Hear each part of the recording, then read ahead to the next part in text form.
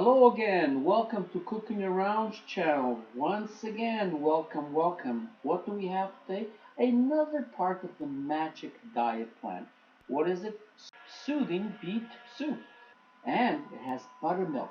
Look in the description below and you'll see why this is good for you. And you can have this cold or hot. So let's get going. Once again, look at all the goodies I have here.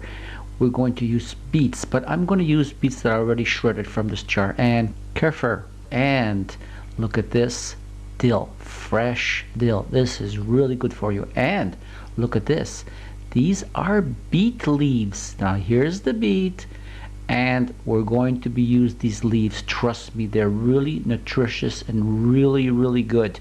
This is going to be an awesome soup.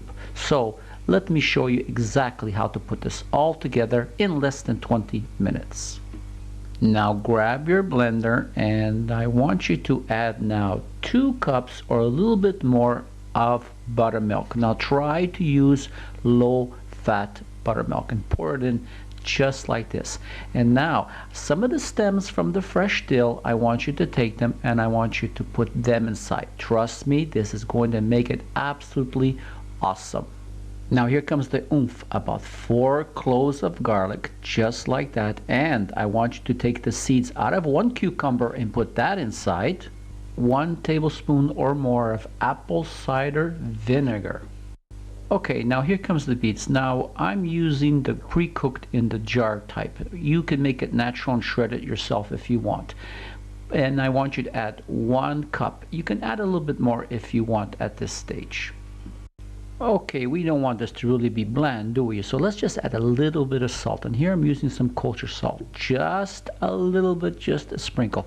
And to soup it up, fresh ground pepper. Here, add as much as you want. Just make your day. Now I want you to take your beet leaves and make sure they're washed. Take a little bit of the stems off the bottom. They will make it a little too bitter, so you don't want it. Now cut them up and just put them in the blender. Just like that. There's nothing special, there's no magic here. And once that's done, I want you to cover it and I want you to let this go on low, just like this. Okay, that's been going for about 1 minute. So let's take the top off. Let's get our kefir, or you can use some yogurt if you want, and I want you to add about 1.5 cups. Let's try to keep it low fat if we can. It depends if you can find it or not. So we put that all in there, and now let's close it again, and now let's spin this on high for at least a minute until it's all liquefied, and I shall be back. Okay, there goes another minute. Just take a look at this. Oh, is that ever awesome? Now let's taste it and see exactly the way you want it or I want it. Now, just take a little bit like this, taste it, and now for me, I want to add a little bit more salt. Just a little bit more. It's okay, it won't hurt me. And I want a little bit more acid, so I'm going to add a little bit more apple cider vinegar. And that depends on you. Now at this point, you can add more herbs if you want. Just go ahead and make it your way. So let's put the top back on. Let's give it just a very quick spin just to blend this in once again.